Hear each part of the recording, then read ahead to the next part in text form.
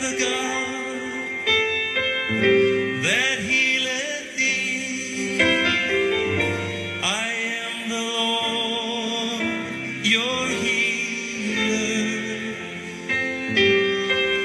And I sent my word. Bapak Ibu Saudara-saudara yang terkasih, ini waktunya kita menerima kuasa firman Allah. Terimalah benih firman dibagikan. Dan bagi orang sakit, izinkan benih firman itu bertumbuh di hatimu. Sehingga dengan sendirinya kuasa firman Allah akan termanifestasi. Sehingga Anda sungguh-sungguh mengalami apa yang Tuhan telah kerjakan di kayu salib. Yaitu mengangkat segala sakit penyakitmu, memikul segala kelemahanmu. By Jesus' stripe you were healed. Sehingga oleh bilur dari Yesus kamu menerima kesembuhan yang sudah diberikan bagimu. Nah, dalam episode kali ini kita masuk dalam episode ke-7. Dasar-dasar kebenaran firman Tuhan tentang kesembuhan atau tentang mujizat kesembuhan. Episode ke-7 akan mengajarkan prinsip-prinsip atau dasar-dasar kebenaran firman Tuhan untuk menerima mujizat kesembuhan tadi, tentang kesembuhan ini. Judul episode hari ini adalah memperkatakan kata-kata kehidupan dan kesembuhan. Saya ulang, memperkatakan kata-kata kehidupan dan kesembuhan. Bapak, Ibu, Saudara, adik-adik, tahukah Anda bahwa mulut kita punya kuasa? Setiap orang diciptakan dengan fitur perkataan, ya, dalam pikiran atau batin. Tahukah saudara, orang juga bisa berkata dalam pikiran dan batinnya? Ketika batinnya berpikir, ketika pikiran itu diucapkan di batinnya dan di dalam pikirannya diucapkan menjadi sesuatu yang mengandung kuasa. Karena itu, hati-hati ketika Anda sehat. Anda berkata-kata, mau sakit, nanti Anda akan sakit. Hati-hati juga ketika Anda sehat dan berkata-kata hal-hal yang buruk. Mau mati aja, mending sakit aja, enaknya jadi orang sakit, dan sebagainya. Mending ini, kadang ibu-ibu kalau marah, mami mati aja, mami sebelum mati kan sakit dulu. Mami mati aja, mendingan gue mampus daripada jadian sama dia, dan sebagainya. Kaum jomblo suka gitu, ya. Kata-kata itu hati-hati. Kata-kata itu bisa mengundang penyakit, bahkan kematian dalam hidupmu. Banyak orang tidak sadar dia telah menebar kutuk bagi hidupnya sendiri. Nah, ketika Anda sakit, terlebih lagi hati-hati terhadap kata-kata Anda. Karena kata-kata yang Anda ucapkan tersebut bisa mengakibatkan Anda tambah sakit parah, bahkan sampai meninggal. Kata-kata itu sangat menentukan. Dalam episode kali ini, episode ke-7, memperkatakan kata-kata kehidupan kesembuhan. Camkan baik-baik. Pilih mulai hari ini, perkatakan kata-kata kehidupan kesembuhan. Mulut punya atau kata-kata yang meluncur dari mulut, gabungan dari pikiran, hati, dan diluncurkan dari mulut, punya kuasa. Dan karena kata-kata punya kuasa, terjadi perebutan antara kuasa Allah dan kuasa kegelapan. Kuasa kegelapan berusaha mempengaruhi pikiran kita dan menaruhkan kata-kata buruk dalam pikiran kita agar kita mengucapkannya, dan kita mengucapkannya akan jadi kenyataan. Tetapi Tuhan juga melalui khotbah-khotbah pengajaran firman Tuhan, pewahyuan firman Tuhan, melalui rema firman Tuhan, ya, mengajarkan dan memimpin, bahkan mendorong orang-orang percaya untuk menggunakan kata-katanya untuk memperkatakan kehidupan dan kesembuhan. Kata-kata yang berasal dalam diucapkan tersebut bisa mengandung self-destruction, sesuatu yang menghancurkan dirinya sendiri, atau self-building, atau sesuatu yang membangun. Dan itu semua terjadi perebutan antara kuasa kegelapan dan kuasa Tuhan. Karena itu buka hatimu, pilihlah kuasa Tuhan bekerja dengan mengucapkan kehendak Tuhan. Kehendak Tuhan kamu sehat. Katakan amin. Jangan percaya kata setan. Oh, ini memang keturunan, jadi memang kehendak Tuhan saya diturunkan sakit, dikutuk sejak kecil. Tidak. Saudaraku, keturunan itu sudah dipatahkan oleh Yesus menjadi kenaikan. Menjadi kenaikan maksudnya apa? Kalau turun untuk kenaikan itu berkat. Hidup untuk jadi berkat, bukan untuk jadi penurunan, Bapak Ibu Saudara. Firman Tuhan dengan jelas mengatakan dalam Amsal 18 ayat 21. Hidup dan mati dikuasai lidah. Kalau engkau menggemakannya, engkau akan menuai apa yang kau katakan. Nah, jadi hati-hati kalau kamu sedang sehat. Hati-hati kata-katamu, kamu bisa sakit gara-gara kata-katamu. Ya, contohnya, mati aja gua deh. Nah, saudara akan cepat mati nanti. Ya, saudara berkata, mendingan saya sakit dan sebagainya. Hati-hati, saudara berkata saudara sehat, tapi ada simptom-simptom, gejala. Suatu hari saya akan sakit. Suatu hari kalau sebegini itu saya kena kanker. Dalam nama Yesus, patahkan. Jangan mulai ucapkan itu, bertobat. Tuhan, aku cabut, katakan demi nama Yesus, aku cabut perkataan sia-sia, perkataan masa depan sakit, perkataan masa depan sia, masa depan tua. Banyak orang sedang sehat, masih ada ngomong kalau nanti tua, gigi hilang, rambut botak. Anda sudah memperkatakan nanti terjadi, gigi Anda hilang semua, rambut Anda botak. Patahkan dalam nama Yesus. Jangan keluarkan kutuk bagi diri sendiri. Ingat, hidup dan mati dikuasai lidah. Kalau Anda memperkatakannya, sering menggemakannya, Anda pasti akan menuainya. Nah, karena itu, apalagi yang sedang sakit, ya, siapa yang suka menggemakannya akan memakan buahnya. Banyak orang sakit suka sekali menggemakan penyakitnya. Misal dia sedang diterapi dokter sebagai, aduh sakit. Ya memang sakit, tapi jangan terus digemakan. Mending mati aja. Berapa banyak saya dengar orang sakit ngomong mending mati aja, makanya nggak sembuh mati. Sesuai dengan perkataannya. Berhentilah mengatakan demikian. Ya, Tuhan mengutuk saya mau banyak dosa makanya sakit. Tidak. Kalau kamu sudah ditebus Yesus, dosa sudah diampuni. Jadi tidak ada hak ungkit-mengungkit bahwa gara-gara berdosa kamu sakit. Kamu kalau sudah menerima Yesus sebagai Tuhan Juru Selamat, bertobat, sudah benar-benar bertobat dalam perilaku dan tindakan, ya sudah diampuni, berarti sudah sah di kata-kata dan perbuatan Anda pertobatan. Jangan terus ngomong begitu. Ini kutuk gara-gara dulu, ini ayah saya sih nggak benar, orang tua saya sakit, ini keturunan. Saya sudah bicara di dalam Tuhan tidak ada keturunan, ada kenaikan. Jangan kau menggemakan, jadi makin parah penyakitmu. Aduh, kapan ya sembuh ya, rasanya mau mati, nanti mati beneran. Ya, jangan saudara terus begitu. Ada orang sakit, kemudian laporan dokter. Hidup Anda tinggal beberapa bulan. Lalu ada terus interkos di pikiran, hidup tinggal berapa bulan, hidup tinggal nggak ada obatnya. Wah. Saudaraku, ini kisah nyata ya. Ada seseorang, ini benar-benar kisah nyata, tapi saya tidak sebut namanya. Yang sembuh didoakan di program CAC Ministry ini secara online.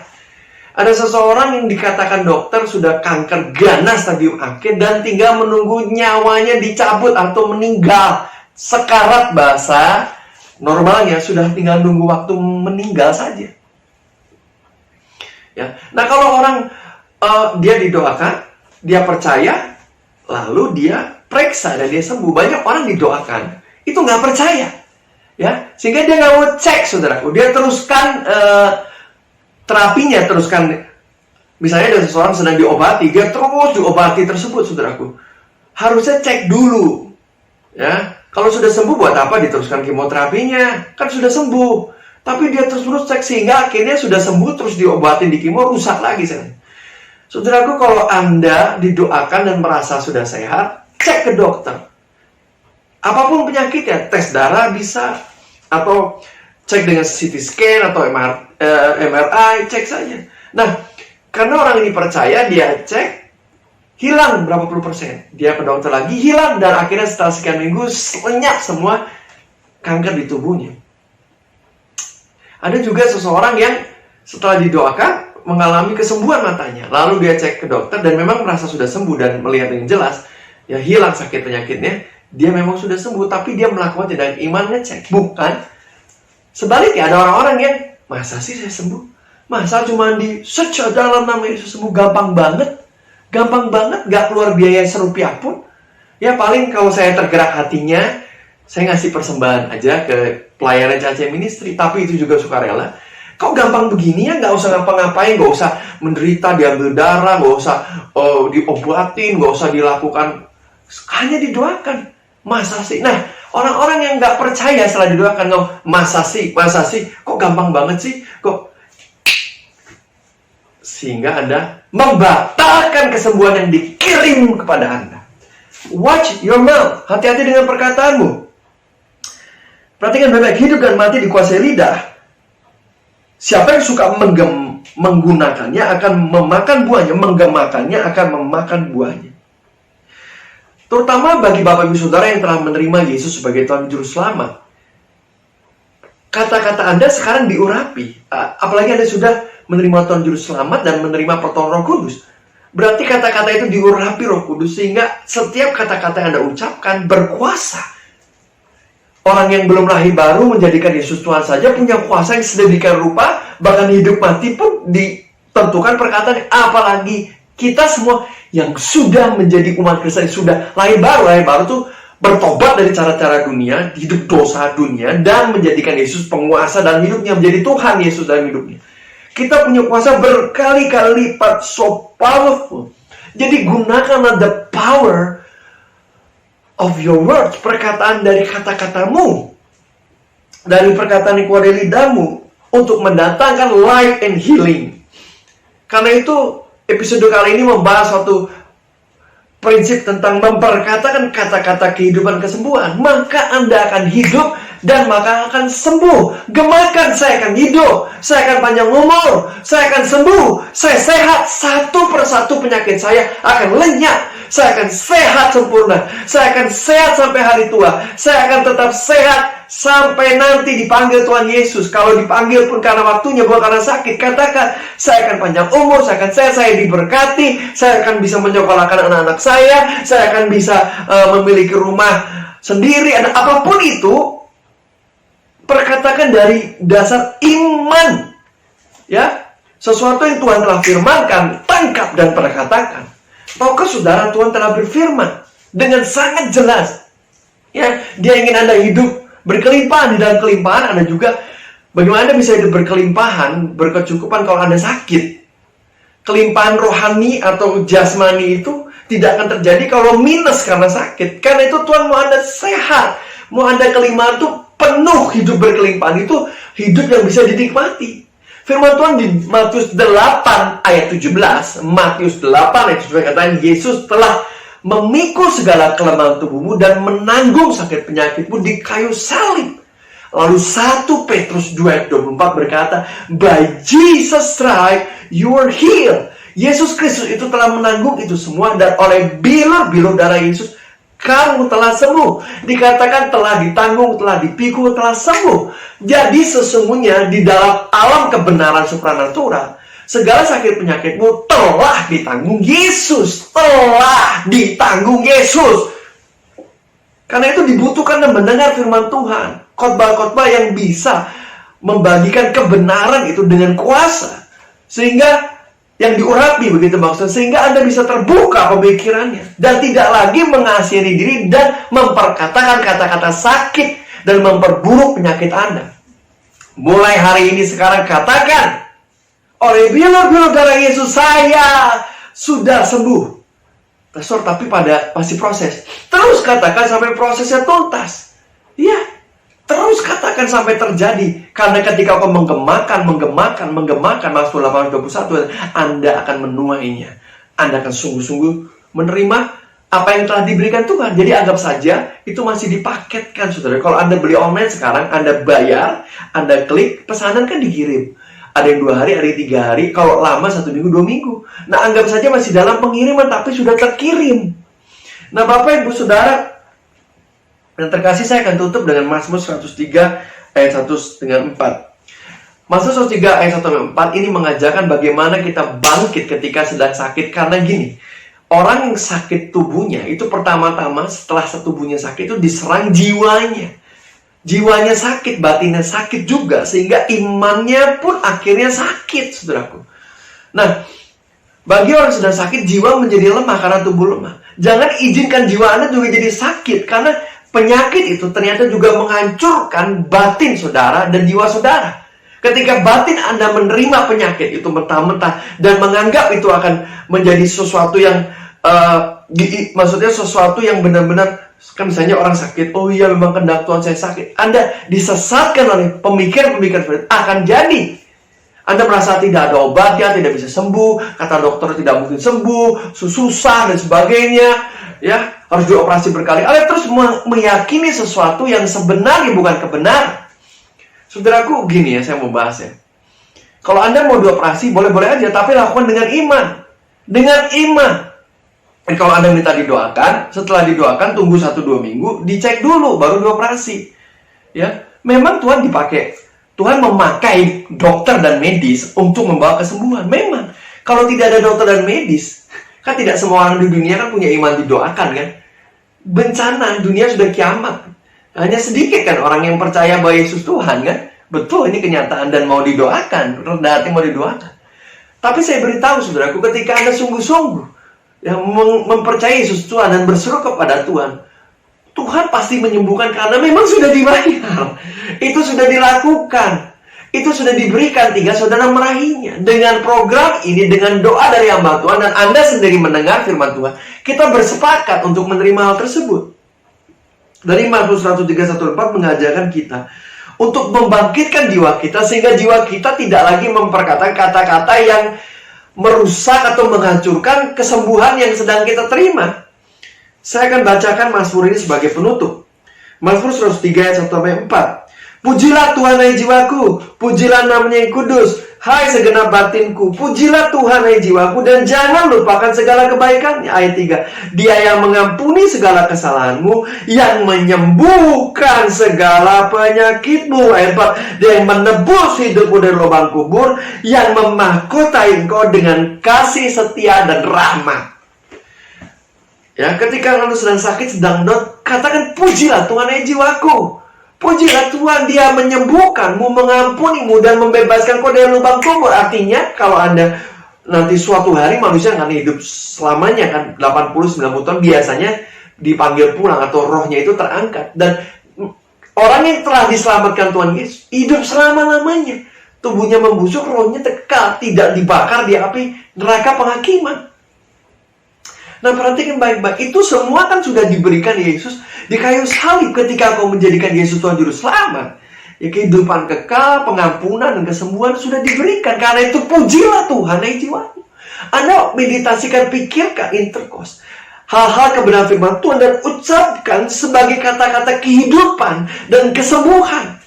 Tolak semua pikiran-pikiran gak akan sembuh, susah, operasi berkali-kali, kemungkinan sembuhnya kecil, sebagainya. Hei, katakan hal yang membangun kehidupanmu dan menyembuhkan, yaitu firman Allah. Jangan lagi memperkatakan kata-kata yang bukan kehidupan, kesembuhan. Kerusakan batin jangan sampai terjadi kalau Anda mengalami kerusakan fisik, sakit.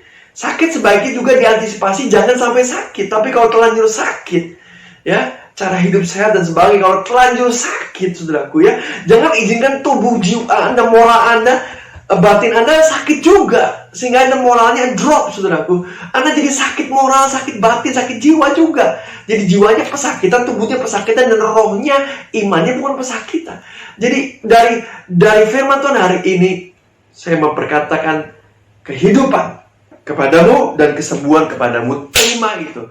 Perkatakan setiap hari. By Jesus' stripes you were healed. Segala sakit penyakit, dengar baik-baik, dan kelemahan tubuh telah ditanggung Yesus di kayu salib. Perkatakan segala sesuatu yang keluar dari mulutmu, kehidupan dan kesembuhan. Saya sudah sembuh, sedang proses. Sebentar lagi saya sembuh, dan setelah Anda merasa sehat, katakan saya sembuh dalam nama Yesus. Katakan, aku telah dibayar Yesus, telah lunas segala kelemahanku, telah lunas sakit penyakitku, kutuk keturunan telah diangkat.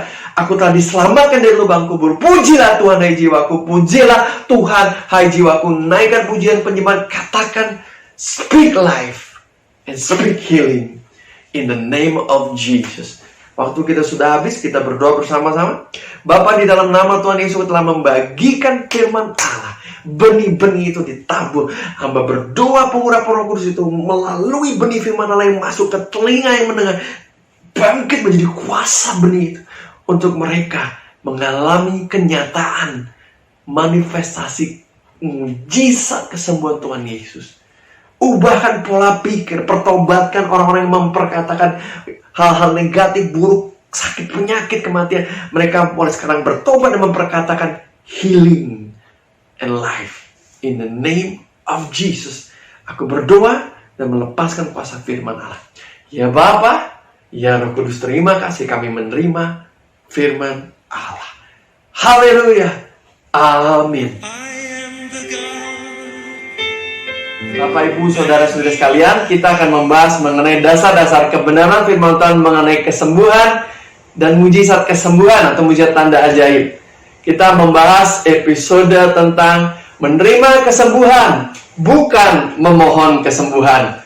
Nanti akan dibagikan untuk lebih lanjut. Sekarang kita berdoa bersama-sama mengawali khotbah firman Tuhan. Bapa, kami berdoa meminta pertolongan demi nama Yesus kepada Roh Kudus untuk diberikan anugerah pengurapan Roh Kudus, sehingga para pendengar yang sedang sakit atau belajar pada kesembuhan, telinganya diurapi sehingga mereka sungguh menerima pewahyuan kebenaran firman Allah dan diterjemahkan sesuai kebutuhan masing-masing. Kuasa Allah itu sungguh-sungguh menjawab dan melawat kami. Roh Kudus, kami terima pertolongan-Mu dalam nama Tuhan Yesus. Yang percaya katakan amin. Haleluya, haleluya. Firman Allah sungguh penuh kuasa. Terimalah firman Allah yang akan dibagikan episode ini. Sekali lagi judulnya adalah menerima kesembuhan, bukan memohon kesembuhan. Nah, Bapak, Ibu, Saudara, adik-adik sekalian, tahukah ada perbedaan yang sangat besar bagaikan dua kutub utara dan selatan begitu ya, atau bagaikan terang dan gelap. Perbedaan yang sangat kontras antara menerima kesembuhan dan meminta. Banyak orang tidak mengerti, mereka datang kepada Tuhan memohon-mohon untuk disembuhkan. Memohon-mohon, ya Tuhan, kami mohon jika itu berkenan, jika kehendak-Mu, tolong sembuhkan. Jika Tuhan berkenan mendengarkan doa kami. Saya beritahu itu doa-doa yang tidak ada iman di dalamnya. Bapak, Ibu, Saudara, penting diketahui bahwa cara kita menerima hal yang sudah diberikan Tuhan, termasuk kesembuhan, adalah melalui iman. Iman timbul melalui pendengaran firman Tuhan. Firman Tuhan yang dibagikan sekarang juga ini akan memerdekakan saudara dari kesalahpahaman memohon kesembuhan. Sekali lagi, jangan pernah memohon kesembuhan, tetapi terimalah, menerimanya, bukan memohonnya. Mengapa demikian? Kalau memohon itu Anda meminta Tuhan supaya melakukan sesuatu, supaya Tuhan berbelas kasih, bermurah hati. Saya beritahu bahwa Tuhan memang penuh belas kasihan dan penuh kemurahan hati, tetapi dengan baik-baik kesembuhan itu sudah diberikan. Itu sudah diberikan, saudaraku. Saya beri contoh sederhana. Seorang pemimpin perusahaan berkata kepada para direkturnya atau manajer, para CEO, semua masing-masing CEO sudah diberikan satu mobil BMW series terbaru, tinggal ambil ke showroom. Jadi si pemilik itu sudah datang ke showroom dan membayarnya. Ya, ada 20 CEO, ada 20 BMW seri terbaru, sudah dibayar, orangnya tinggal datang, orang-orang itu tinggal datang dan mengambil kunci dan membawanya pulang. Sudah ada listnya di showroom mobil tersebut, tinggal diberikan. Nah, saudaraku, apa yang dilakukan para pegawai atau CEO tadi yang diberikan mobil ini secara cuma-cuma? Yang dilakukan adalah mereka tinggal datang dan ambil kunci, setelahkan mobilnya, bawa pulang. Ya, tetapi kalau dia terus-menerus menunggu di rumah, ya tidak akan terjadi. Dia harus pergi, ya, dan mengambilnya. Pergi dan mengambilnya. Nah, ketika Anda datang ke showroom, CEO itu datang ke showroom, bukan tolonglah belikan saya sebuah kendaraan terbaru. Mereka tidak akan mengenali Anda dan berkata, saya rasa kamu tidak berhak menerima ini, karena orang yang menerima ini sudah tahu bahwa ini sudah menjadi miliknya. Nah, akhirnya orang-orang yang tidak mengambilnya, memohon-mohon untuk diberikan padahal sudah menjadi miliknya, itu mengalami hal-hal yang tidak menyenangkan atau tidak mengalami benefit. Tahukah saudara, salah satu penambahan dari mengikut Tuhan Yesus adalah menerima kesembuhan. Salah satu penambahan berjumpa dengan Tuhan Yesus adalah menerima kesembuhan. Yang utama adalah kita menerima keselamatan, kita menjadi ciptaan baru dan menjadi anak Allah. Dan kesembuhan adalah salah satu penambahannya. Nah, Bapak, Ibu, Saudara sekalian, perhatikan baik-baik. Jangan memohon minta kesembuhan, karena sudah diberikan, saudaraku. Saya beri contoh lagi yang lebih ekstrim, saudaraku. Seorang ayah dan ibu, orang tua telah memasakkan pada anaknya makanan dan sudah tersedia di meja, tinggal dimakan. Tetapi si anak terus, tolong belikan aku makan, aku lapar, aku mohon, jikalau ayah anda dan ibunda berkenan, berikan aku sesuap nasi. Padahal nasi sudah ada di meja makan, tinggal pergi ke meja makan, tinggal dimakan, saudaraku. Ini lucu sekali, saudaraku, ya. Memohon, meminta itu seandainya ada seseorang yang menyimpan, yang tidak memberikan, harus dirayu terlebih dahulu, yang sesuatu yang belum ada. Tetapi kalau menerimanya itu sudah ada, sudah tersedia, tinggal diambil. Perhatikan baik-baik ayat di bagian, hanya 2 saja. Dan saya percaya dengan mengubahkan sistem kepercayaan, belief system, ini akan membuat iman Anda ada di posisi yang benar. Yaitu apa? Posisi yang benar apa? Tidak lagi memohon-mohon, tetapi menerimanya di dalam nama Tuhan Yesus. Apa yang Tuhan Yesus berikan kepadamu. Perhatikan baik-baik. Firman Tuhan katakan di Matius 8 ayat 17. Saya bacakan ya. Hal ini terjadi supaya genaplah firman yang disampaikan oleh Nabi Yesaya. Dialah yang memikul kelemahan kita dan menanggung penyakit kita. Dikatakan, jadi Nabi Yesaya di perjanjian lama bernubuat bahwa Yesus Kristus akan datang dan memikul kelemahan dan menanggung penyakit kita. Yesus memikul dan menanggung penyakit kita. Lalu di dalam perjanjian baru, Yesus sudah datang. Sungguh-sungguh datang. Dia disalib. Dia mati di kayu salib, mencurahkan darahnya di kayu salib, dan dia bangkit pada hari ketiga mengalahkan maut. Dia duduk di sebelah kanan tahta Allah Bapa. Dia adalah Tuhan kita dan dia Yesus yang hidup. Artinya Yesus sudah melakukan bagiannya. Yesus sudah melepaskan, menyembuhkan, membayar semua sakit penyakit bagi setiap orang yang berseru di dalam nama Tuhan Yesus. Cara orang menerima kesembuhan ini adalah salah satunya seperti ini, yaitu berdoa bersepakat bersama dengan hamba Tuhan. Dan hamba Tuhan itu berdoa di dalam nama Yesus sesuatu yang sudah memang tersedia, yaitu kesembuhan. Bersepakat dengan orang-orang sakit untuk menerima sesuatu yang sudah diberikan, tinggal diraih. Sudah tersedia, tinggal diambil, yaitu mujizat kesembuhan di dalam nama Yesus. Saya akan berikan satu ayat terakhir, yaitu 1 Petrus 2 ayat 24 dan 25. Ya, perhatikan baik-baik.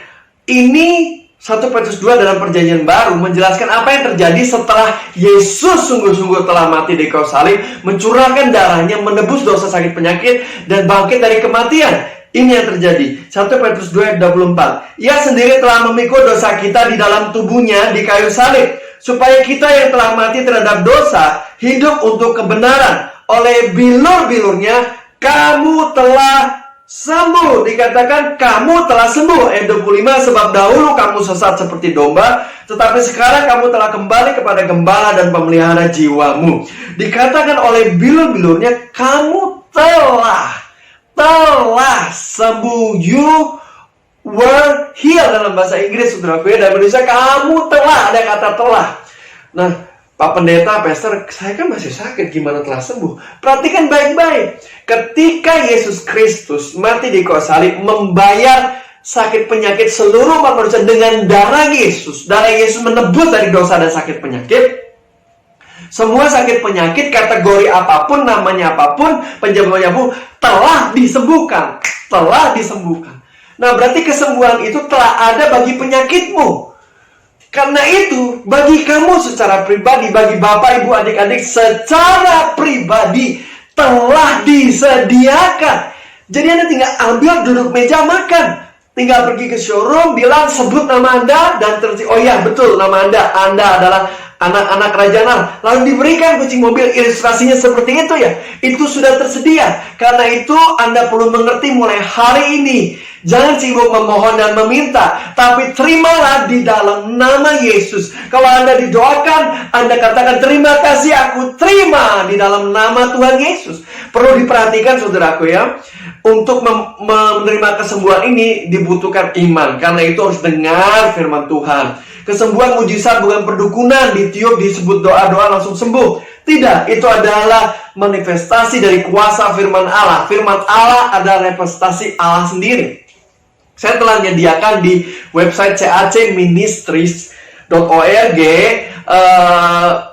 series khotbah, ada 3 seri saudaraku. Satu seri isinya 3 poin pengajaran tentang khotbah persiapan bagi orang-orang sakit. Kalau orang-orang yang sakitnya sudah menahun, sudah kronis, atau sakitnya tidak ada obatnya atau sudah ganas, misalnya kanker ganas stadium 4, penyakit virus tidak ada obatnya, sesuatu yang tidak mungkin lagi secara medis dilakukan, tinggal menghitung hari, meninggal sebentar lagi sebagainya, saya akan meminta Anda menyaksikan ketiga series tersebut, part 1, part 2, part 3. Tetapi kalau penyakit Anda biasa saja, tidak ganas dan tidak mengancam nyawa, cukup Anda dengarkan part 1 saja. Mengapa? Sekali lagi, Anda membutuhkan iman untuk menerima apa yang sudah disediakan. Bapak Ibu Saudara, fokus kita bukan memohon lagi, tapi menerima melalui iman. Anugerah itu diberikan, yaitu kesembuhan di dalam darah Yesus, dan diterima melalui iman. Iman timbul melalui pendengaran firman Allah. Karena itu, seperti saat ini, dengarkanlah khotbah firman Allah terlebih dahulu, lalu iman sebiji sawi itu timbul, baru Anda akan menerima 30, 40, 50, 60, 100% kesembuhan Anda. Jangan saudara menyerah sebelum mencapai 100%. Dengarkan lagi, ikuti episode berikutnya, kirim pokok doa lagi, atau dengarkan video tadi, video khotbah persiapan menerima kesembuhan, part 1, part 2, part 3. Saya percaya sebelum habis Anda sudah telanjur sembuh, karena memang Tuhan telah menyediakan kesembuhan tersebut. Sudah banyak kesaksian yang mengatakan mereka mengirim pokok doa sebelum hari Senin di Jumat keempat, dan tayangnya kan hari Jumat. Ternyata di hari Senin pada saat mereka memberikan pokok doa, besoknya mereka sudah sembuh. Mereka sudah terlanjur sembuh. Jadi maksud saya begini, kalau Anda punya niat yang benar, hati yang benar, ya, kuasa Tuhan bisa membuat Anda sembuh. Percepatan bisa terjadi kapanpun juga. Tapi sekali lagi, Anda perlu mendengar firman Tuhan. Orang-orang tadi yang mengirim pokok doa dan sudah sembuh sebelum doakan, itu sudah dengar khotbah firman Tuhan berkali-kali sebelumnya. Ya, khotbah-khotbah yang saya bagikan tentang kesembuhan, sehingga mereka sudah cukup solid benih iman yang mereka punya. Nah, karena itu, camkan baik-baik Matius 8 ayat 17 dan 1 Petrus 2 ayat 24. Coba rubah mindset Anda, jangan terus meminta kesembuhan. Sekarang menerima. Kalau berdoa, aku terima dalam nama Yesus kesembuhan, sebut nama penyakitmu. Dan perintahkan untuk pergi, sakit penyakit perut, leher, sakit menelan, sakit tidak bisa bernapas dengan lega, sakit alergi. Lenyap dalam nama Yesus, aku terima kesempurnaan kesembuhan. Katakan terus-menerus sampai jadi kenyataan. Karena ketika Anda berdoa, percepatan kesembuhan terjadi. Untuk saya tutup, ada kesembuhan instan, namanya tanda ajaib. Seketika 1, 2, 3 jam cepat sekali sembuh. Ada yang progresif 1 minggu, 2 minggu. Ada banyak orang sakit kanker ganas, saudaraku. Setelah minggu ketiga, minggu ke-1 didoakan, minggu kedua semakin merasa sehat. Minggu ketiga mereka check up, sudah lenyap, saudaraku. Mereka tahu karena mereka melakukan pemeriksaan yang bukan MRI atau CT scan yang betul-betul membuktikan sudah lenyap, bukan perasaan. Mereka sudah merasakan di minggu pertama, kok lebih enak, bisa makan, ada yang bisa jalan-jalan, bisa mandi, bisa beraktivitas, olahraga ringan. Ajaib, tadinya tergeletak di ranjang. Nah, lalu mereka pergi ke rumah sakit, cek, 30% sudah hilang, minggu depannya 60%, minggu depannya total hilang. Nah, ada juga yang sakit kanker atau tumor, tiba-tiba saja semakin baik, semakin jelas, tetap bisa melihat dengan jelas karena ada tumor sekitar matanya. Dan ada banyak kasus yang lain, tiba-tiba orang lumpuh, stroke, bisa gerakan tangan, duduk makan, lalu 1 minggu, 2 minggu, 2 bulan, lalu dia jalan, tiba-tiba keluar begitu saja. Perhatikan baik-baik, prosesnya bisa cepat, instan, tanda ajaib, atau mujizat kesembuhan progresif. Apapun yang terjadi, yang penting adalah sembuh. Tuhan punya cara dan punya maksud, semua bahagia, dan semua tentu saja melibatkan unsur iman. Karena itu terus dengarkan firman Tuhan, biarkan benih-benih firman terus ditabur dan bertumbuh di hatimu. Dan ingat, menerima kesembuhan, bukan memohon. Bagi Anda yang suka berdoa bagi kesembuhan, bagi saudara-saudara, adik atau ada pelayan Tuhan, jangan Anda memohon, tapi katakan terima di dalam nama Yesus. Jangan, Tuhan aku mohon, tidak. Terima dalam nama Yesus. Selaraskan dengan kehendak Tuhan, dengan kebenaran. Karena kalau Anda kembali memohon, berarti seakan-akan belum diberikan, berarti terjadi patah iman, kontradiksi iman. Nanti tidak sesuai kenyataan iman dengan kepercayaan Anda, sehingga tidak sepakat. Oke, saya akan tutup di dalam doa. Ingat sekali lagi, menerima kesembuhan. Katakan sama-sama, menerima kesembuhan. Terus berdoa dengan tekun kalau Anda mengalami kesembuhan yang progresif. Kalau seketika, ucapan syukur, kirimkan kesaksian progresif juga setelah sembuh. Jangan lupa kirimkan kesaksian saudara. Itulah cara berterima kasih kepada Tuhan Yesus dengan bersaksi. Nama Yesus dipermuliakan. Orang-orang mendengar Yesus Kristus Tuhan yang hidup sungguh-sungguh menyembuhkan beribu-ribu orang termasuk saudara. Berjuta-juta orang termasuk saudara. Nah, mari kita berdoa bersama-sama menutup firman Tuhan. Satukan hati kita berdoa. Bapa, terima kasih buat kebenaran firman Tuhan yang dibagikan. Hamba semua, hamba dan kami semua menerima kebenaran itu. Jadilah menurut firman-Mu. By Jesus' stripe you were healed. Kita semua disembuhkan. Kamu telah disembuhkan, boleh merema menjadi kenyataan. Kami terima di dalam nama Tuhan Yesus Kristus. Yang percaya, katakan amin. Bapak Ibu Saudara, kali ini saya akan membahas mengenai tema kebenaran firman Tuhan yang sangat penting, yaitu melihat dan menerima kesembuhan melalui pengharapan dan imajinasi iman. Saya ulang judulnya, melihat dan menerima kesembuhan melalui pengharapan dan imajinasi iman. Nah, dalam episode kali ini akan menuntaskan bagaimana cara kita menerimanya, karena bagian yang selama ini menjadi bagian kita, orang percaya, adalah menerimanya. Karena bagian memberikan kesembuhan itu kan bagian Tuhan dan sudah dilakukan di kayu salib. Dan juga melalui khotbah firman Tuhan sudah dilepaskan, Tuhan sudah melakukan bagiannya. Nah, biasanya yang menjadi titik lemah itu adalah ketidakmampuan kita menerimanya. Karena itu ada pengajaran-pengajaran firman Tuhan seperti episode kali ini yang membukakan pewahyuan dan mata batin kita, sehingga kita dengan mudah mampu meraih kesembuhan yang terlanjur Tuhan sediakan dan memang sudah tersedia bagi kita. Karena Tuhan mengasihi kita dan Roh Kudus itu memang nyata masih bekerja. Nah, untuk Anda menerima kesembuhan, Anda perlu dapat melihat ya melalui pengharapan dan imajinasi iman. Ini saya akan bahas ya. Nah, biasanya orang-orang banyak yang sakit lalu mereka minta didoakan tanpa pengharapan. Tokoh saudara, jika Anda sakit dan minta didoakan tanpa pengharapan atau hopeless, sudah give up, nggak punya pengharapan lagi, itulah yang menjadi barrier itu bahasa Indonesianya hambatan psikologis. Nah, hambatan psikologis ini faktor teknis sebenarnya, teknis kejiwaan seseorang yang sebenarnya jika kita punya pewahyuan, kita akan bisa mengatasi ini. Pewahyuan dari firman Tuhan ini akan memerdekakan kita, karena itu terimalah saudaraku ya, pewahyuan ini. Nah, jadi ketika orang tidak memiliki pengharapan atau pengharapannya bisa dikatakan punya tapi tidak punya gitu ya, nggak jelas gitu ya, itu orang akan mengalami hambatan ini. Nah, perhatikan baik-baik. Seseorang mempunyai pengharapan ketika dia tentang kesembuhan ya, ketika dia melalui imajinasi imannya dapat melihat dirinya disembuhkan. Oke? Jadi ini bukti atau ciri seseorang mempunyai pengharapan iman. Ketika melalui imajinasi imannya, mata batinnya, imajinasi pikirannya, dia mampu melihat dirinya disembuhkan. Ya, biasanya orang yang stroke, dia melihat dirinya berjalan disembuhkan Tuhan. Dia melihat dirinya, melihat dulu nih ya, belum terjadi ya. Dirinya yang lumpuh berjalan, yang tangannya kaku bisa bergerak, yang kanker, tumor, melihat dirinya sembuh, tidak lagi sakit. Nah, biasanya orang yang sakit bertahun-tahun, saudaraku, atau sakit kronis, bahkan bawaan sejak lahir, inilah orang-orang yang punya hambatan psikologis yang tinggi atau temboknya tebal gitu. Karena mereka tidak bisa melihat dengan imajinasi iman mereka bahwa mereka disembuhkan. Bahkan mereka biasanya sudah mentoleransi dan beradaptasi dengan penyakit tersebut. Sehingga ketika didoakan tidak ada pengharapan. Seseorang punya pengharapan iman disembuhkan itu ketika dia mampu, buktinya, bentuk nyatanya dari pengharapan adalah kemampuan iman, imajinasi mereka, imajinasi iman melihat mereka sembuh.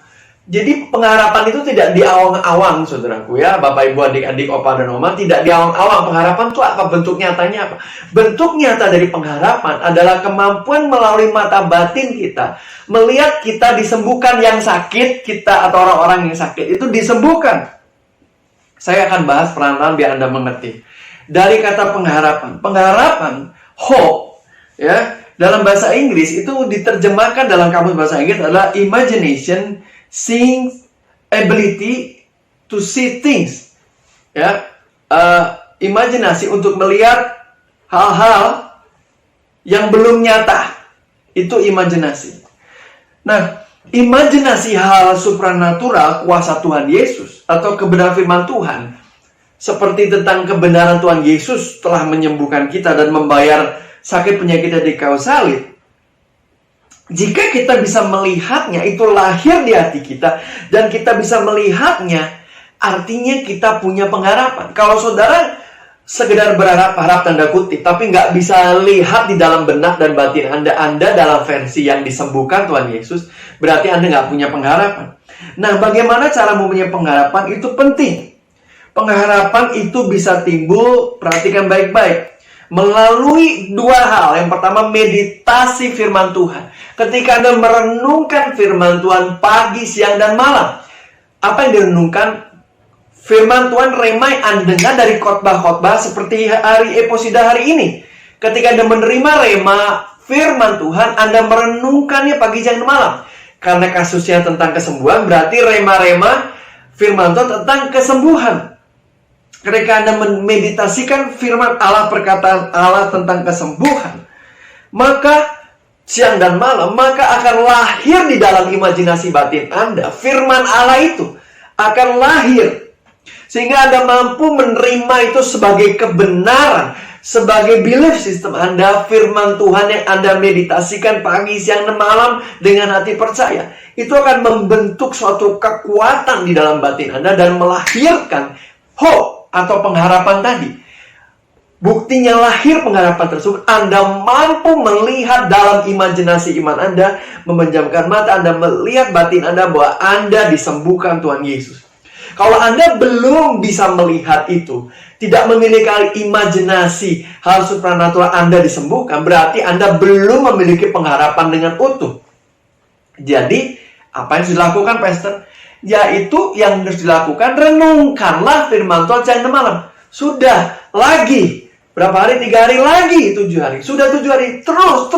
Bahkan bisa berbulan-bulan orang merenungkan firman Tuhan siang dan malam, sampai akhirnya lahirlah hope di dalam hatinya, yaitu imajinasi supranatural tentang dirinya disembuhkan Tuhan. Nah, Bapak Ibu Saudara, ada orang yang cepat sekali bisa melahirkan pengharapan ini karena hatinya itu barrier-nya sedikit, barrier psikologisnya sedikit. Dia mudah percaya karena mungkin punya figur ayah yang bisa dipercaya, bapak yang baik, sehingga dia mudah mendengar kata Allah adalah figur bapak. Allah itu kan figur Bapa, ketika berfirman dia mudah percaya. Tapi bagi orang yang backgroundnya skeptis, ya, negatif, prejudis tingkat tinggi, curiga tingkat tinggi, itu butuh waktu yang lama. Tapi firman Allah lebih berkuasa dari psikologis prejudis manusia. Kalau manusia yang punya barrier psikologis tadi terus-menerus memeditasikan, firman Tuhan itu akan menguasai pelan-pelan tapi pasti, mengambil alih kehidupan prejudis, skeptis, negatif, nggak percaya atau sekedar menguji coba Tuhan, coba-coba saja, itu akan digantikan dengan hope. Nah, kalau hope sudah lahir di dalam hati manusia, ya, kita sedang membahas lahirnya hope, ya. Pelan-pelan. Yang pertama tadi ada 2 cara. Yang pertama adalah meditasi firman pagi, siang, dan malam tentang kesembuhan. Yang kedua apa, Pastor? Yang kedua saya akan jelaskan adalah doa iman. Doa iman itu adalah doa yang memperkatakan iman. Contohnya, Anda sudah punya hope dari imajinasi Anda sembuh dan lahir. Hope lahir dari firman Allah. Saya beri satu contoh, 1 Petrus 2:24. By Jesus' stripe you were healed. Oleh belenggu dari Yesus, kamu sudah sembuh. Kamu telah sembuh dalam bahasa Indonesia. Dalam bahasa Inggris, you are berarti telah. Masa lampau itu sudah terjadi di masa lampau dan termanifestasi sekarang. Nah, perhatikan baik-baik. Kalau itu lahir pagi, siang, malam, lahirlah pengharapan, saya sudah sembuh. Anda tinggal memperkatakannya. Saudaraku, ini bukan sugesti. Sugesti tidak akan pernah menyembuhkan manusia. Ini perkataan firman yang menguasai manusia. Lahir hope. Dan ketika hope itu meluncur dengan doa iman, menjadi perkataan yang menghasilkan kenyataan. yaitu Anda sembuh. Nah, perhatikan baik-baik. Firman Allah itu punya kuasa yang luar biasa. Ya, ketika Anda memeditasikan siang dan malam, lahir hope. Yang kedua, Anda melakukan doa iman, maka hope itu akan menjadi kuat, saudaraku. Jadi selain meditasi pagi, siang, malam tadi, lahir firman tadi, contohnya 1 Petrus 2:24 tadi, Anda memperkatakannya pagi, siang, dan malam. By Jesus' stripe you were healed. Misalnya, ada orang yang sakit, misalnya ya, ada orang yang sakit ginjal. By Jesus' stripe I were healed from kidney disease. Saya sudah sembuh dari sakit ginjal atau tumor kanker. By Jesus' stripe, oleh bilur darah Yesus, 1 Petrus 2:24 berkata, aku telah sembuh dari sakit kanker atau tumor. Lalu katakan doa iman itu melepaskan firman tadi. Jadilah firman Allah, dengar baik-baik. Tubuh, sebut nama Anda. Misalnya tubuh Pak Alex, misalnya Pak Alex sakit kanker. Tubuh Pak Alex, dengar baik-baik. Alex, Anda berkata pada diri Anda sendiri, aku sembuh. By Jesus stripe, Alex sembuh dari kanker. Dimasukkan nama Anda. Lalu Anda perintahkan itu terjadi. Nah, itulah bagaimana hope itu bertumbuh menjadi kuat. Lalu hope itu menghasilkan imajinasi iman dan Anda memperkatakannya. Nah, kalau Anda memiliki ini, kesembuhan sudah di tangan Anda. Bisa jadi seketika atau progresif dalam waktu, tapi sudah terjadi sesuai dengan apa yang Anda ucapkan. Katakan firman Tuhan itu ya dan amin.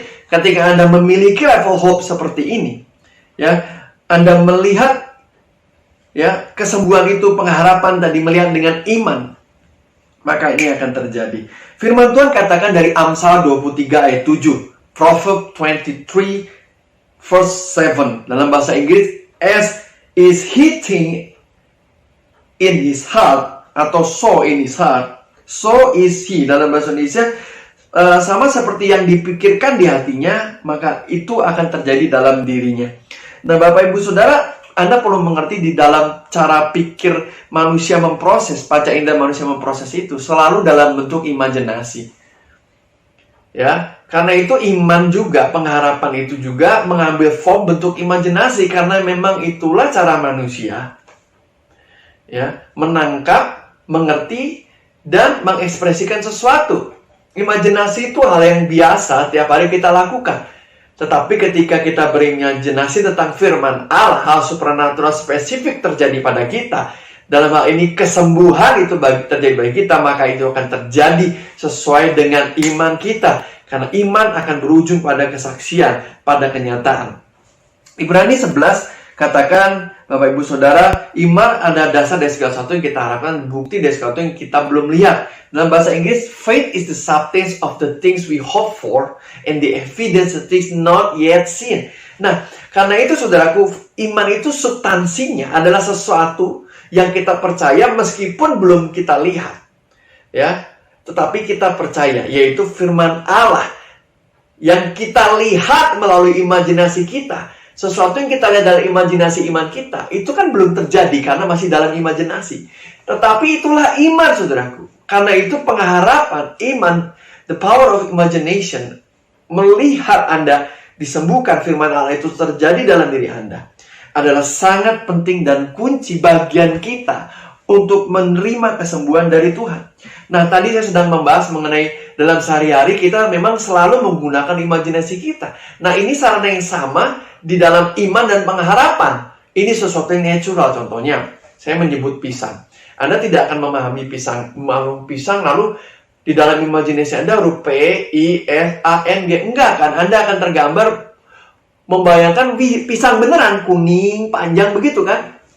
Atau apel, Anda tidak mungkin terbayang apel, A, P, E, L. Enggak, Anda membayangkan bulat, merah, apel, buah apel. Jadi itu terekam dalam imajinasi Anda. Begitu nyata ketika berpisang, Anda lihat gambar pisang. Apel, Anda lihat di dalam benak Anda, apel. Nah, ketika Anda punya pengharapan dalam level imajinasi iman melihat, you were healed. Nama Anda disebut, dan Anda memperkatakannya. Tadi contoh nama Anda Alex. Alex sembuh dari kanker. Anda melihat Ketika disebut Alex sembuh dari kanker, Anda melihat si Pak Alex ini melihat Alex dirinya sendiri sembuh dari kanker. Dia menari-nari tubuhnya, kankernya lepas dari tubuhnya, bersih. Dia bayangkan dia sehat walafiat. Atau membayangkan misalnya Pak Alex sakit stroke gak bisa jalan, dia membayangkan dia lari kencang pada dia jalan gak bisa. Dia bisa membayangkannya. Nah, ini loh yang dikatakan iman dan pengharapan. Firman Tuhan sudah mengajarkan ini semua. Karena itu 1 Petrus 2:24 menulis begini. By Jesus' stripes, you were healed. You were healed. Artinya, untuk menerima kesembuhan, Anda harus melihat. Anda melalui pengharapan. Level pengharapan yang nyata adalah melihat melalui imajinasi iman. Anda sembuh. Karena itu ditulis you were. Dalam Indonesia, kamu telah. Haleluya, dahsyatnya kata you were healed atau kamu telah sembuh itu dahsyatnya. Nah, Tuhan telah memberikan segala-galanya. Dia telah membayar harganya. Dia telah mengirim hamba Tuhan yang satu ini pesan saya di Candar untuk memberikan pewahyuannya. Ya, saya tidak bisa menyembuhkan, saya hanya mengirimkannya sebagai tukang pos, saudaraku. Kalau sekarang tuh kurir online begitu ya. Anda pesan paket lalu ada yang tukang kirim ke rumah kurirnya, itu saya cuma kirim. Ya. Tapi kabar baiknya, semua kesembuhan-kesembuhan Anda suka belanja online ya, itu sudah tersedia. Anda tinggal tap saja dan itu akan terkirim dan saya mengirimkannya. Cara tapnya, Anda kliknya, Anda membaca firman Allah, merenungkan siang dan malam sehingga pengharapan itu menjadi kuat dan doa iman dikatakan. Dan ini terkirim sekarang, terimalah kesembuhan dan mujizat dalam nama Tuhan Yesus. Ingat, Anda harus aktif karena iman itu sesuatu yang aktif. Iman adalah sesuatu yang aktif. Perhatikan baik-baik, dia hidup dinamis, penuh kuasa di dalam diri Anda melalui firman Allah. Iman timbul melalui firman Tuhan. Ketika firman Tuhan timbul, pagi siang malam direnungkan, Anda berdoa dalam iman, maka Anda punya pengharapan. Buktinya Anda bisa melihat melalui imajinasi iman Anda, you were healed. Jadilah firman Allah, jadilah sembuh. Haleluya, saya telah membagikan kebenaran terakhir, saudaraku. Sebenarnya ada cukup banyak, tapi saya rangkum dan ini sudah cukup 9 ini untuk Anda bisa menerima kesembuhan. Kalau Anda belum ngerti, ulang lagi. Nanti cari di www.cacministry.org.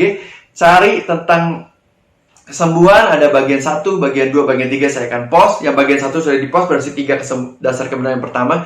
Anda bisa cari dan Anda bisa pelajari. Bagi Anda yang belajar firman Tuhan untuk melayani kesembuhan, Anda bisa dengar berkali-kali. Terutama bagi Anda yang sakit. Kalau Anda bisa minum obat, terapi, ke dokter berkali-kali, membayar ratusan hingga miliaran rupiah, ini gratis. Anda tinggal pencet klik website dan dengan hati mendengarkan. Bukankah Tuhan itu baik? Haleluya. Bukankah anugerahnya besar? Haleluya. Bukankah Tuhan sungguh peduli melalui program ini? Dia mengirimkan pewahyuan luar biasa ini. Dia mau Anda menerima paket kesembuhan yang memang sudah diberikan. Klik, tap, dan itu akan Anda alami. Haleluya, firman Tuhan selalu ya dan amin. Kita berdoa terima kasih. Tuhan, Kau begitu mudah dijangkau. You are so accessible. Engkau bisa diakses dengan mudah. Terima kasih Tuhan, kuasa-Mu bisa diakses dengan mudah. Hanya melalui kerendahan hati mendengar firman dan melakukan. Tuhan, Engkau Tuhan yang murah hati. Engkau Tuhan yang penolong. Engkau bahkan telah membayar segala sakit penyakit dan segala kelemahan tubuhmu. Di kayu salib darah-Mu telah melunaskan itu semua. Hamba berdoa umat bisa menerima bahwa yang luar biasa ini dan mereka bisa mengambil kesembuhan mereka. Sungguh sayang terbuang sia-sia jika seseorang menjadi orang Kristen, umat Kristen, murid Yesus. Sudah dibayar harganya, sudah disembuhkan tapi tidak mengalami. Aku berdoa melalui series program JAR ini Tuhan, mereka semua dibangkitkan imannya, pewahyuannya. Mereka terima pewahyuan dan mereka mampu oleh pertolongan Roh Kudus menerima kebenaran ini. Roh Kudus mampukan kami. Terima kasih buat semua pewahyuan yang luar biasa dalam series ini. Dalam nama Tuhan Yesus, terima kasih buat mujizat dan kuasa Allah yang sedang bekerja sekarang juga. Haleluya. Amin. And I sent my word and I heal your disease. I am the Lord, your healer. This is His word, His promise. Sing it. I